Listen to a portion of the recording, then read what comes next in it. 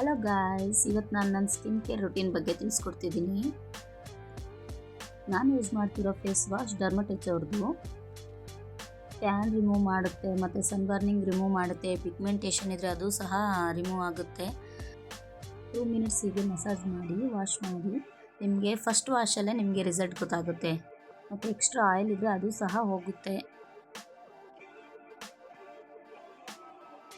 Next ಬಂದು ಪೋಸಿಕ್ acid 2% ಸಿರಮು.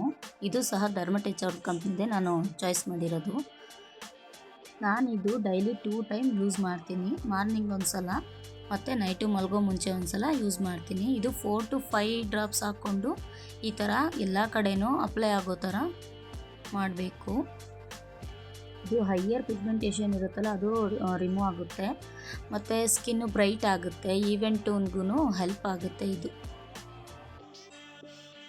Next ನಾನು daily use ಮಾಡೋ ಕ್ರೀಮ್ ಅಂದರೆ ಅದು ಡರ್ಮಟೆಚ್ ಅವ್ರ ಕಂಪ್ನಿದೇನೆ. ಇದರಲ್ಲಿ ಮಲ್ಟಿ ವಿಟಮಿನ್ಸ್ ಮತ್ತು ಸನ್ಸ್ಕ್ರೀಮು ಎರಡೂ ಸಹ ಆ್ಯಡ್ ಆಗಿರೋದ್ರಿಂದ ನನಗೇನು ಪ್ರಾಬ್ಲಮ್ ಎರಡೆರಡು ಕ್ರೀಮ್ ಹಚ್ಕೋಬೇಕು ಅನ್ನೋ ಪ್ರಾಬ್ಲಮ್ ಇಲ್ಲ.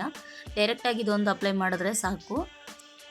ನನಗೆ ಇದು ಯೂಸ್ ಮಾಡಿದಾಗಲಿಂದ ಸನ್ ಟ್ಯಾನ್ ಅನ್ನೋ ಥರ ಪ್ರಾಬ್ಲಮ್ ಏನು ನನಗೆ ಬರ್ತಿಲ್ಲ. ಸೊ ಇದು ನನಗೆ ತುಂಬ ಬೆಸ್ಟ್ ಅನಿಸ್ತು ಕ್ರೀಮು. ನನಗಂತೂ ಫೇಸ್ಗೆ ಕ್ರೀಮ್ ಹಾಕಿದ್ದೀನಿ ಅನ್ನೋ ಫೀಲೇ ಇರಲ್ಲ ಇದು ಹಾಕಿದಾಗ. ಯಾವಾಗಲೂ ಮಾಯ್ಶ್ಚರೈಸ್ ಆದಂಗೆ ಇರುತ್ತೆ ನನ್ನ ಸ್ಕಿನ್ನು. ನಾನು ಇದ್ರ ಮೇಲೆ ಯಾವುದೇ ರೀತಿಯಾದಂಥ ಕ್ರೀಮು ಮೇಕಪ್ ಏನೂ ಮಾಡಲ್ಲ. ಡೈರೆಕ್ಟು ಲಿಪ್ಸ್ಟಿಕ್ ಒಂದು ಹಾಕ್ತೀನಿ ಮತ್ತು ಐಬ್ರೋಸ್ ಒಂದು ಹಾಕ್ತೀನಿ ಅಷ್ಟೇ. ನೋಡ್ತಿರ್ಬೋದು ಯಾವ ಥರ ಲುಕ್ ಕಾಣುತ್ತೆ ಅಂತ. ಓಕೆ ಗಾಯ್ಸ್, ಬಾಯ್ ಬಾಯ್.